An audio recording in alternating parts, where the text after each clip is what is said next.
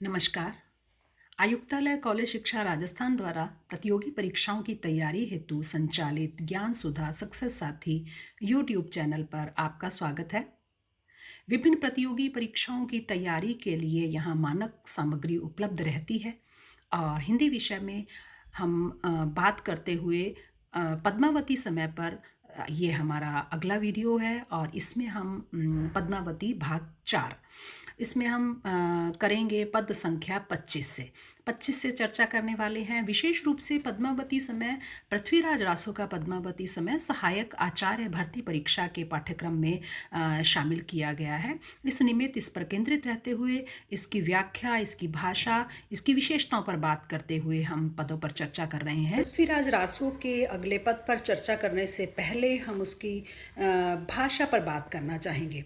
पृथ्वीराज रासो की प्रामाणिकता और अप्रामाणिकता को लेकर जो दो वर्ग बटे हुए हैं, उन वर्गों ने घटना वैषम्य और काल वैषम्य और पात्र वैषम्य के साथ साथ जिस बात को लेकर अपने तर्क दिए हैं वह है भाषा वैषम्य। तो भाषा वैषम्य की दृष्टि से जब हम बात करते हैं तो पृथ्वीराज रासो की भाषा विविधता से परिपूर्ण है। इसकी वास्तविक भाषा क्या है, इस पर बहुत सारे मतभेद हैं। इसमें अनेक रूपता है भाषा में। इसमें राजस्थानी के शब्द हैं, पंजाबी के शब्द हैं, अरबी, फारसी, अपभ्रंश, ब्रज भाषा, इतने सारे शब्दों के प्रयोग देखकर ही इसे अप्रामाणिक मानने वाले विद्वान ये मानते हैं कि यह रचना 12वीं या 13वीं शताब्दी की रचना न होकर 16वीं या 17वीं शताब्दी की रचना है। भाषा के आधार पर इसे अप्रामाणिक मानने वाले जो समूह है जो विद्वानों का, उसमें एक नाम है पंडित गौरी शंकर ओझा। तो ये जो ओझा जी हैं, इन्होंने भाषा की विविधता के आधार पर इसकी भाषा को अप्रामाणिक माना है और इसे बाद की रचना माना है। और इसे जो प्रामाणिक रचना मानते हैं पृथ्वीराज रासो को, उनके अनुसार यह जो है वो राजस्थान का गौरव ग्रंथ है और वे बड़े तर्क देते हैं इसकी जो भाषा है उसके बारे में, जो उसको अप्रामाणिक बताते हुए जो तर्क दिए गए हैं उनके जवाब में क्या तर्क देते हैं। श्याम सुंदर दास जो बताते हैं, वो कहते हैं, वो तर्क देते हैं कि शहाबुद्दीन गौरी से लगभग 250 वर्ष पहले मोहम्मद गजनवी जो है वो भारत में लूट मार करने आ चुका था और मोहम्मद गजनवी से भी 300 वर्ष पूर्व सिंध और मुल्तान पर मुसलमानों का आक्रमण हो चुके थे, उनके आक्रमण हो चुके थे और पंजाब भी मुसलमानी संस्कृति से प्रभावित था। और चंद बरदाई जो हैं वो लाहौर के निवासी थे और बाल्यकाल में ही उनके अरबी फारसी के जो शब्द हैं उनके मस्तिष्क में प्रवेश करने लगे थे। इसी कारण चंद की भाषा में अरबी फारसी शब्दों का होना स्वाभाविक है और यही तर्क देकर वो कहते हैं कि उसमें पंजाबी के शब्द भी आ सकते हैं, क्योंकि वो उनकी भाषा में रच बस गए थे, इसलिए उसमें पंजाबी के, अरबी फारसी के शब्द जो हैं वो भी देखने को मिलते हैं। एक पृथ्वीराज की भाषा को विविधतापूर्ण भाषा कहते हुए षट भाषा की संज्ञा भी दी जाती है। षट भाषा से क्या तात्पर्य है? षट भाषा से तात्पर्य है इसमें संस्कृत, प्राकृत, अपभ्रंश, पैशाची, मागधी और शोर सैनी भाषा का प्रयोग। तो इसे षट भाषा इसलिए कहा जाता है। ये हमें ध्यान रखना होगा, षट भाषा में कौन कौन सी भाषाएं पृथ्वीराज रासो में प्रयुक्त करने के लिए विद्वान सहमत हैं, प्रयुक्त की गई हैं, इस बात से सहमत है। क्योंकि चंद बरदाई ने स्वयं लिखा है, उक्ति धर्म विशालस्य राजनीति नवरस षट भाषा पुराण च कुरान कथित मया। तो उनके अनुसार जो धर्म है, राजनीति है, नवरस है, षट भाषा है, कुरान है, पुराण है, इन सब के चरित्र जो है उसमें पृथ्वीराज में देखने को मिलते हैं। इसीलिए वो इतना बड़ा महाकाव्य है और इन सब का चरित्र जो है वो उसमें दिखाई देता है। तो यहाँ पे उन्होंने षट भाषा का प्रयोग किया है और जो मुनि जिन विजय हैं उन्होंने भी भाषा पर टिप्पणी करते हुए चंद बरदाई को अपभ्रंश का कवि कहा है। तो इसलिए जो भाषा में हमें विविधता दिखाई देती है उसका कारण बताया है। जो प्रामाणिक मानते हैं उन्होंने अपने तर्क दिए हैं और जो अप्रामाणिक मानते हैं उन्होंने अपने तर्क दिए हैं। डॉक्टर राम कुमार वर्मा और मोतीलाल मिनारिया जो हैं वो चंद बरदाई को राजस्थानी कवि मानते हैं। इसी तरह से डॉक्टर नामवर सिंह, डॉक्टर धीरेन्द्र वर्मा रासों की भाषा पिंगल भाषा मानते हैं। आचार्य रामचंद्र शुक्ल भी उस श्रेणी में आते हैं जिन लोगों ने पृथ्वीराज रासों को अप्रमाणिक ग्रंथ माना है। रामचंद्र शुक्ल पृथ्वीराज रासों की भाषा पर टिप्पणी करते हुए कहते हैं कि भाषा की कसौटी पर यदि इस ग्रंथ को कसते हैं तो निराश होना पड़ता है, क्योंकि वह बिल्कुल बेठिकाने है। उसमें व्याकरण आदि की कोई व्यवस्था नहीं है।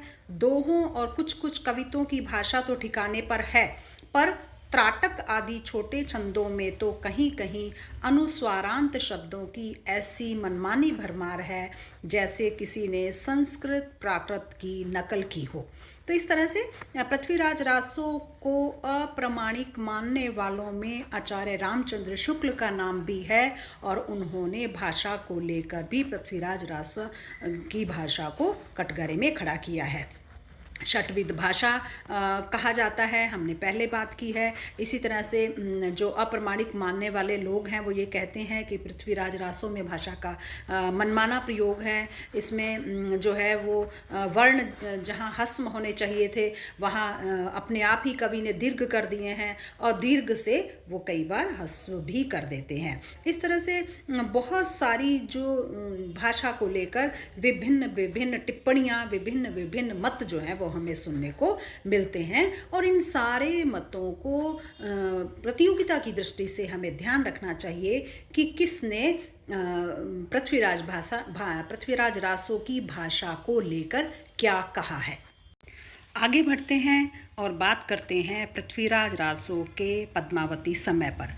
पद्मावती समय छंद संख्या 25, आइए देखते हैं।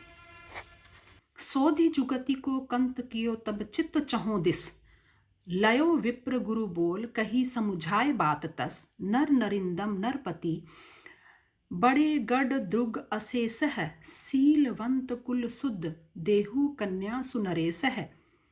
तब चलन देहु दुज्जह लगन, सगुन बंद ही अपतन, आनंद उच्छा समुदय शिशर, बजत नद निशान घन। इस पद के माध्यम से कवि क्या कह रहे हैं, आइए देखते हैं। वो कहते हैं सोधि जुगत को कंत कियो तब चित्त चहों दिसी। इससे पहले तक की कथा हम याद करते हैं तो जो पद्मावती है उसके विवाह के लिए जब राजा विजयपाल को और उनकी पत्नी को अर्थात पद्मावती के माता पिता को चिंता होती है, तो फिर वो उपाय खोजते हैं कि किस प्रकार से उसके लिए उचित वर की तलाश की जाए। राजा विजयपाल की वर विषयक चिंता निवारण के निमित्त कुलगुरु को बुलाने और विवाह पक्का करने के लिए जो भी उपयुक्त सामग्री दी जानी चाहिए वो जो देते हैं उसका वर्णन इसमें किया है। और कहते हैं कि सोधि जुगत को कंत कियो तब चित्त चहो दिसी, कि राजा विजयपाल ने अपनी बेटी पद्मावती के लिए उचित वर की, उपयुक्त वर की तलाश में अपने मन को, कि वो तब चित्त चहुँ दिसी, अपने मन को चारों दिशाओं में दौड़ाया। अर्थात यह सोचा कि पद्मावती के लिए कौन सा राजा उपयुक्त वर हो सकता है। उन्होंने नजर दौड़ाई चारों तरफ।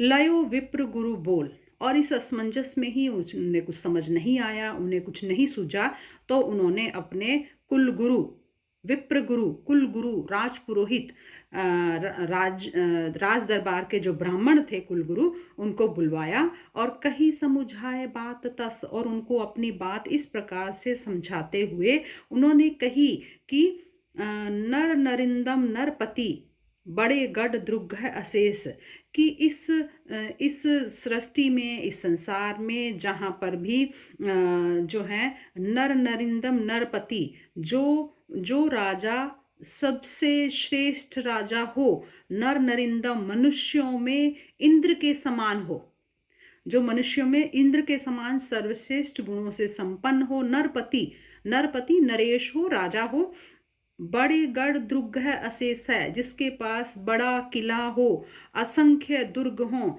और शीलवान हो, कुल शुद्ध कुल का हो, देहु कन्या सुनरेश है, ऐसे श्रेष्ठ राजा को मेरी कन्या सौंप दो, मेरी कन्या देने का उपाय करो। और आगे क्या कहते हैं, तब चलन देहु दुज्जह लगन। तब राजा ने कुलगुरु को चलने की आज्ञा दी और उसके हाथ में लगन दिया। देहु दुज्जह लगन, ब्राह्मण को लगन दिया।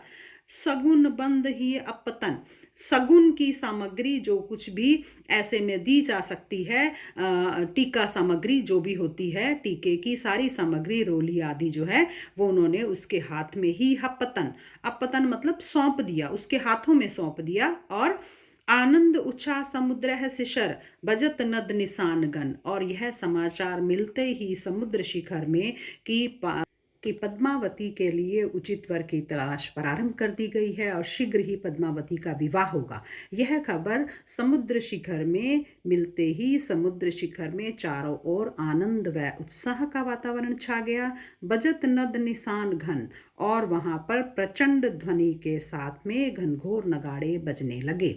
फिर से वही है कि जब भी इस तरह के उत्साह का वातावरण होता है तो वहां नगाड़ों की उपस्थिति जो है वो अवश्य होती है।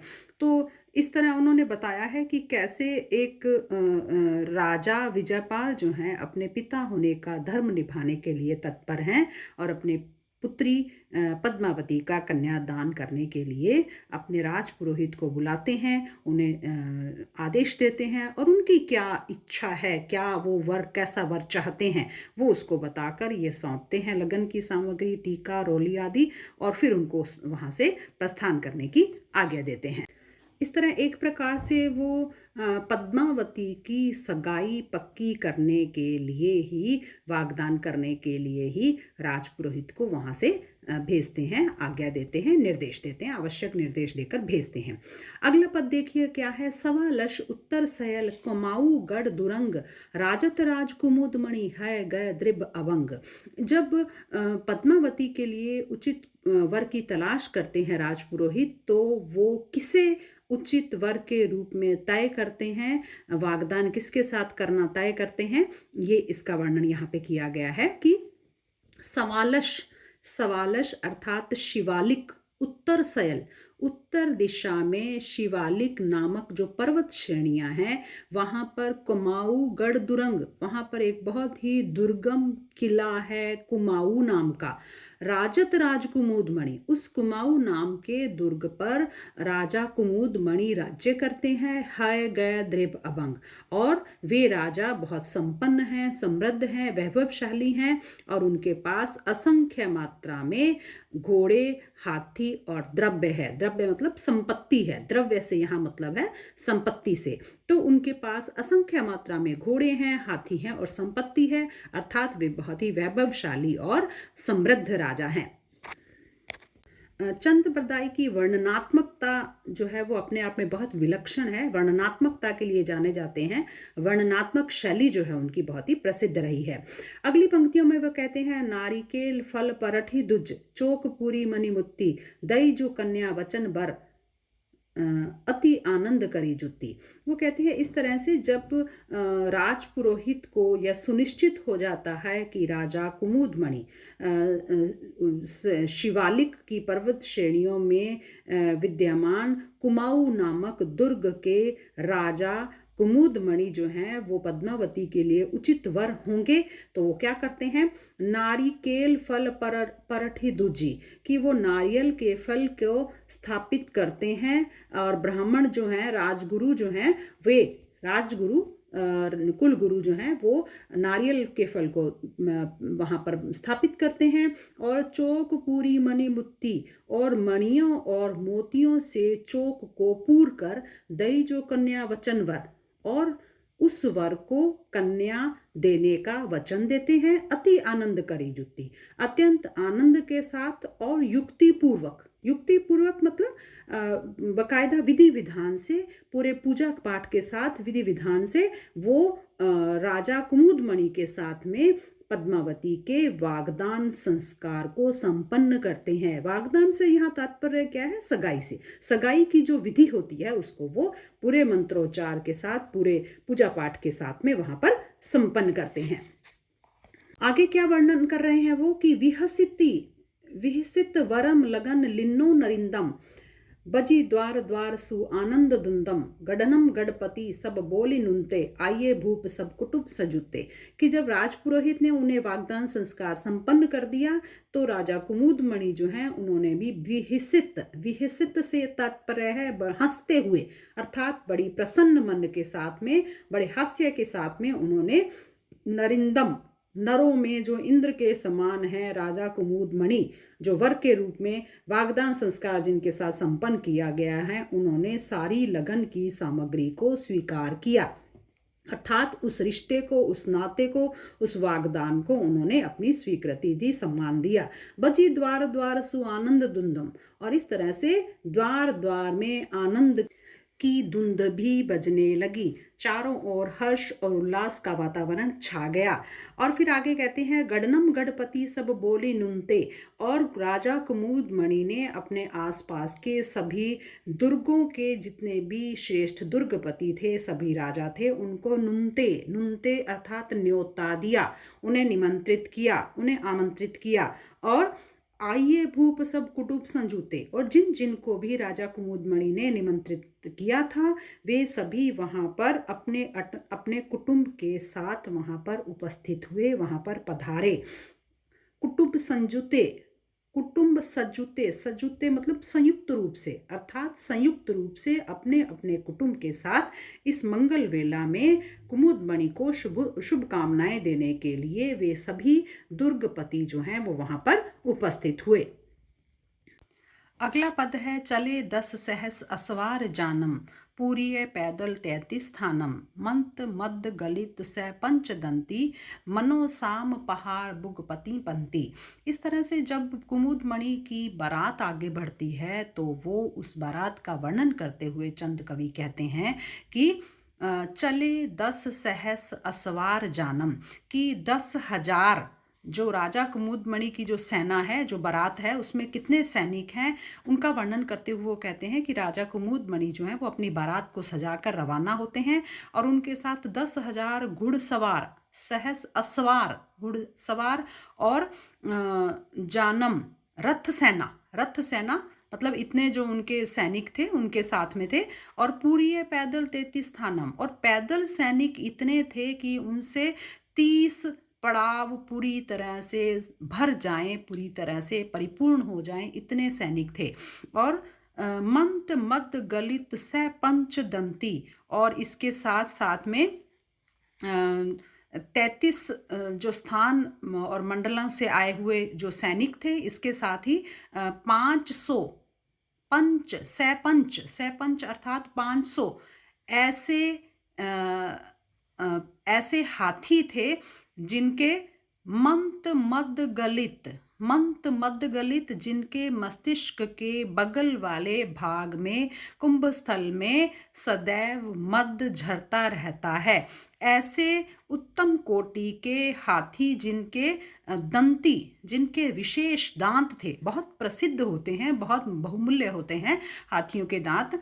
तो वैसे ऐसे सफ़ेद लंबे दांतों वाले और ऐसे विशिष्ट श्रेणी के, उच्च श्रेणी के हाथी जो हैं वो 500 हाथी भी उनकी बारात में, उनकी सेना में शामिल है।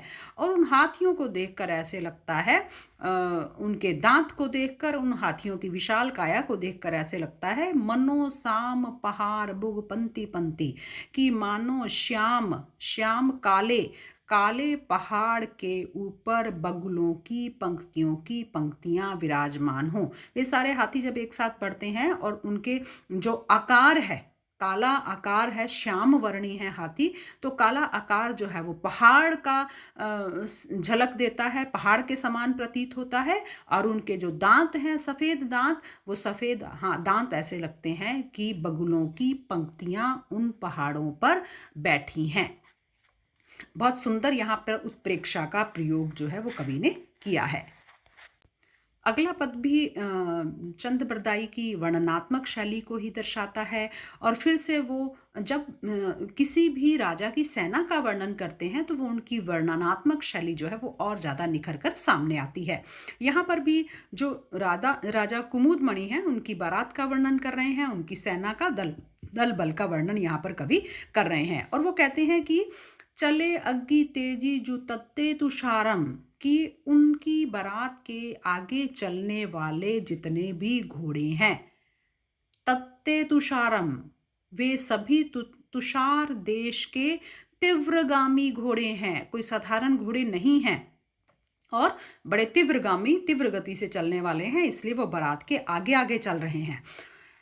चौवर चौरासी जो साकती भारम, और ये घोड़े अपने भार में बड़े शक्तिशाली हैं, बड़े मजबूत कद काठी के हैं, और साथ ही चौवर, उनकी गर्दन पर जो है घुंघरू बंधे हुए हैं, और चौरासी नामक जो आभूषण हैं वो उनके पैरों में सुशोभित होता है। तो हमें यहाँ ध्यान रखना होगा कि गर्दन में धारण किए जाने वाला जो आभूषण है उसको यहाँ पर उन्होंने चौवर कहा है, और पैर में धारण किए गए आभूषण को उन्होंने चौरासी कहा है, चौवर और चौरासी। कंत नग नूपम अनोपम सुलालम, और उन्होंने उनके जो घोड़े हैं उनके कंठ पर अत्यंत सुंदर अनुपम रत्न और लालों से जड़ी हुई जो कंठियां हैं वो पड़ी हुई हैं, कंठियां धारण कर रखी हैं, कंठियां उनको पहना रखी हैं। सुलालम, सुंदर जो लाल हैं, रत्न हैं, लालों से और रत्नों से जड़ी हुई हैं। और रंग पंच रंग ढलकतम ढालम, इन घोड़ों की पीठ पर 5 रंगों से सजी हुई ढाले हैं, आकर्षक ढाले हैं, सुंदर ढाले सुशोभित हो रही हैं। और जैसे ही ये घोड़े चलते हैं वैसे ही ढाले भी तीव्र गति से चलने के कारण निरंतर हिलती रहती हैं। और ढलकतम ढालम, इसी हिलने के बिंब को कवि ने प्रस्तुत किया है, ढलकतम ढालम। ढलकतम ढालम से मतलब क्या है कि जैसे ही घोड़े गति में आते हैं वैसे ही उनकी वो जो रंग बिरंगी जो ढालें हैं वो भी हिलने लगती हैं और ज़्यादा सुंदर दिखाई देती हैं। कुछ विद्वान चंवर को गले में नहीं सिर में धारण किया गया आभूषण भी बताते हैं, तो इसके संबंध में भी मतभेद है। चंवर है, चौरासी है और कंठियां हैं। ये घोड़े जो वो विशिष्ट घोड़े हैं तुषार देश के, उनके द्वारा धारण किए गए, उनको पहनाए गए आभूषण हैं। अगला पद है पंच सुर साबत वाजिन वाजम सहस सहनाय मृग मोहि राजम समुद्र सिर शिशर उच्छाह छाहम रचित मंडम तोरणम श्रियगाहम। अब देखिए किस तरह से कवि बड़ी कुशलता से दृश्य भी बदल देता है। पहले तक का दृश्य कुमुदमणि की सेना का, बारात का है, अब इसमें वर्णन कर रहे हैं समुद्र शिखर में क्या गतिविधियां हो रही हैं। पंचसुर साबत वाजिन वाजम, समुद्र शिखर में चारों ओर 5 प्रकार के बाजे जो हैं वो बज रहे हैं और उनकी विभिन्न प्रकार के स्वर लहरियां सुनाई दे रही हैं। और सहस सहनाय मृग मोही राजम, और वो स्वर लहरियां जो पंचवाद्य की बज रही हैं, 5 प्रकार के वाद्य यंत्र ताल तंत्री नगाड़ा झांझ तुरही, ये जो सुनाई दे रहे हैं उनके साथ जो स्वर लहरियां निकल रही हैं वो ऐसे प्रतीत होती हैं हजारों, ऐसे वो अपनी स्वर लहरियां बिखेर ही रही हैं, साथ में ही इस वातावरण को और ज़्यादा सम्मोहित कर देने वाली हजारों शहनाइयों का संगीत भी चारों ओर गूंज रहा है। और ऐसी शहनाइयों की मधुर ध्वनि, हजारों शहनाइयों की मधुर ध्वनि ऐसी जो मृग मोही राजम, जो मृग को भी मोहित कर दे, वो इतनी सुंदर लग रही हैं, इतनी सुरीली सुनाई दे रही हैं। समुद्र सिर शिशर उच्छाह छाहम, इस तरह से समुद्र शिखर में चारों ओर उत्साह छाया हुआ है, आनंद और उत्साह का वातावरण छाया हुआ है।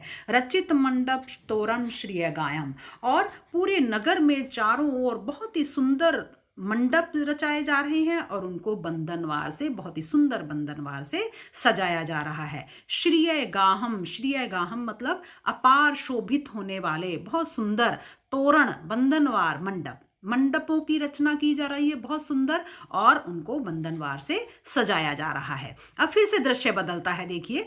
पद्मावती बिलशी बर बाल बेली, कही कीर सो बात तब हो इकेली, झटम जाहू तुम कीर दिल्ली सुदेश, बरम चहुआन जुआनु नरेश। अब फिर से दृश्य बदलता है और पद्मावती की क्या स्थिति है ऐसे में उसका वर्णन कवि कर रहे हैं, क्योंकि पद्मावती जो है वो पृथ्वीराज को अपना पति मान चुकी हैं, अपना प्रिय मान चुकी हैं। तो वो कहती हैं पद्मावती बिलशी बर बाल बेली, पद्मावती जो है बिलशी व्याकुल है, विलाप करती है, बर बाल बेली नवीन लता के समान, नवीन लता के समान वह श्रेष्ठ बाला विलाप करती है, व्याकुल है, कहीं कीड़ सो बात तब हो अकेली। और वो फिर एकांत में ले जाकर, एकांत पाकर जो पद्मावती है वो तोते से अपने मन की बात कहती है। झटम जाहु तुम कीर दिल्ली सुदेशम, और क्या कहती है कि तुम बहुत शीघ्रता से, तोते तुम बड़ी शीघ्रता से दिल्ली सुदेश में जाओ, दिल्ली नामक सुंदर प्रदेश में जाओ। बरम चहुआन जुआन नरेशम, और श्रेष्ठ चौहान वंशी राजा पृथ्वीराज को यहाँ पर बुलाकर लाओ। आनो नरेशम, आनो नरेशम मतलब आने के लिए कहो, अर्थात उनको यहाँ पर बुला के लाओ। तो पद्मावती की जो मन स्थिति है उसका भी बड़ा सुंदर चित्रण यहाँ पे मनोवैज्ञानिक चित्रण कवि चंद बरदाई ने इस पद के माध्यम से किया है। अगला पद है, आनो तुम्हें चहुआन बर अरु कही यह संदेश, सांस सरी रही जो रहे प्रिय पृथ्वीराज नरेश। अब वो एकांत वार्ता क्या करती है, तोते को क्या संदेश देकर भेजती है। आनो तुम्हें चहुआन वर, तुम चौहान वंशी श्रेष्ठ राजा पृथ्वीराज को बुलाकर लाओ। आनो, आने का कहो, बुलाओ। अरु कही यह संदेश, और उन्हें जाकर मेरा ये संदेश कहो। सांस सरी रही जो रहे प्रिय पृथ्वीराज नरेश, ये बात वो पहले भी कह चुकी हैं कि जब तक मेरे शरीर में एक भी श्वास शेष है, मैं अपना प्रिय पृथ्वीराज को मान चुकी हूँ। राजा पृथ्वीराज ही मेरे प्रिय हैं, वही मेरे पति होने के अधिकारी हैं, मेरे लिए वही मेरे पति स्वरूप हैं। यहाँ तक जो पद्मावती की व्याकुलता, उसकी जो मनोदशा है उसका वर्णन किया गया है। एकांत में वो तोते से क्या कहती है इसका वर्णन, उसके बाद पृथ्वीराज के पास संदेश प्रेषण की स्थिति का वर्णन करने पे पश्चात कवि चंद बरदाई अगले पद में क्या कह रहे हैं। प्रिय पृथ्वीराज नरेश जोगलिहि कग्गर दीनो, लगुन वरग रचि सरब दिन द्वादश ससिलीनो। सै अरु 11 30 साश संवत परमान है, जोविनी कुल शुद्ध बरनी बर रशहु प्राण है। दिशंत दिष्ट उच्चरिय वर इक पलक विलंब न करिए, अलगार रयन दिन पंचमही ज्यों रुक्मण कन्नर वरिये। इस तरह से वो आगे क्या कहते हैं कि उसी चीज को दोहराते हुए प्रिय पृथ्वीराज नरेश, पद्मावती कहती है कि राजा पृथ्वीराज ही मेरे प्रिय हैं और वही मेरे पति होंगे।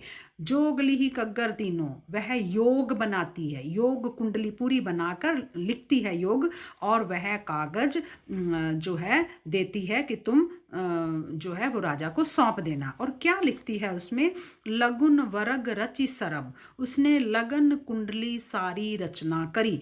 दिन द्वादश ससिलिनो, की द्वादश के दिन जब शशिलिनो अर्थात शुक्ल पक्ष की द्वादश। सै अरु 11 30 साश संवत परमान है, और 1130 साश संवत शक संवत परमान है वैशाख मास। 1130 शक संवत वैशाख मास शुक्ल पक्ष द्वादशी तिथि।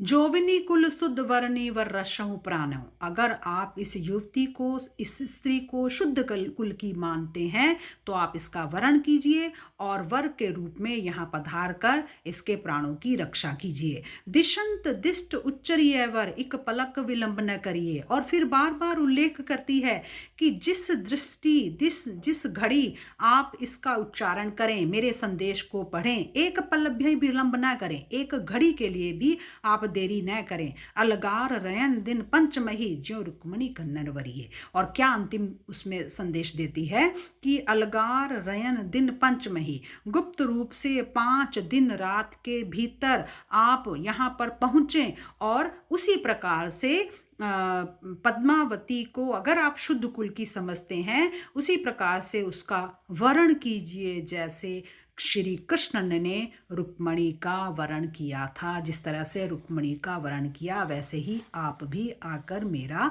वरण कीजिए। तो यहाँ पर बड़े सुंदर तरीके से पद्मावती संदेश भेजती है पृथ्वीराज के पास तोते के माध्यम से, और पूरा वर्णन करती है। ये हमें याद रखना होगा, 1130 शक संवत वैशाख मास शुक्ल पक्ष द्वादशी तिथि। और आगे भी वो और संकेत करती है, बहुत सुंदर उनका पद और महत्वपूर्ण पद माना जाता है। आगे जो और क्या संकेत करती है, जो रुक्मणी कन्हर वरी ज्यों वरी संभरी कांत, शिव मंडप पश्चिम दिशा पूजी समय सप्रांत। वो कहती हैं कि हे सांभर नरेश, संभरी कांत त्यों ज्यों वरी, कि आप उसी प्रकार से मेरा वरण करो जैसे श्री कृष्ण ने रुक्मणी का किया था। शिव मंडप पश्चिम दिशा, कहाँ पर? सब बता दिया, तिथि बता दी, दिन बता दिया, लेकिन आना कहाँ पे है? वो कहते हैं शिव मंडप पश्चिम दिशा, कि पश्चिम दिशा में स्थित शिव मंदिर में पूजी समय संप्रांत प्रातःकालीन पूजा के समय आप आकर मेरा वरण करो, ठीक वैसे, हे सांभर नरेश, ठीक वैसे वरण करो जैसे श्री कृष्ण ने रुक्मणी का किया था। इस तरह से वो कृष्ण और रुक्मणी की कथा की ओर भी संकेत करते हैं, और जो है संकेत करती है, और स्थान बताती है कि गौरी पूजन और शिव मंदिर में वरण का उल्लेख यहाँ पर उन्होंने किया है। लय पत्री सुकयों चल्यो, उड़्यो गगन गहिवाव, जय दिल्ली पृथ्वीराज नर, अठ जम में जाव। इस तरह से पूरा जो है वो शुक जो है वो भी पद्मावती की मनस्थिति को समझते हुए उसी अनुसार कार्य करता है। और लय पत्री, उस पत्र को लेकर तोता यूं चलो, वह शुक जो है वो इस प्रकार से चला, उड़ियो गगन वही वाह, आकाश में हवा के रुख को पकड़कर वो बड़ी तीव्र गति से उड़ चला, रुख पकड़कर आकाश मार्ग से वो अपने लक्ष्य की ओर बढ़ने लगा। जह दिल्ली पृथ्वीराज नर, और राजा, दिल्ली के राजा पृथ्वीराज के पास में वो 8 प्रहर के बीच में, 24 घंटे के बीच में ही वहां पर पहुंच गया। हवा के रुख से संकेत ये है कि हवा का रुख भी दिल्ली की दिशा की तरफ था, और हवा के रुख को उसने पकड़ लिया, और वायु के रुख के अनुकूल होने के कारण ही शुक जो है वो तेजी के साथ में उड़ने लगा। तो हवा के रुख को पकड़कर जो है यहाँ पर उन्होंने एक प्रयोग यहाँ पर किया है भाषा में।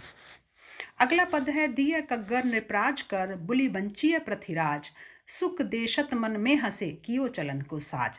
कि जैसे ही तोते ने वह कागज राजा के हाथ में दिया, बुली बंचिय पृथ्वीराज, राजा पृथ्वीराज को बांचने के लिए बोला, पढ़ने के लिए बोला, शुक को देखते ही मन में हंसे, मन में आनंदित हुए, कियो चलन को साज, और उन्होंने तुरंत ही चलने की तैयारी प्रारंभ कर दी।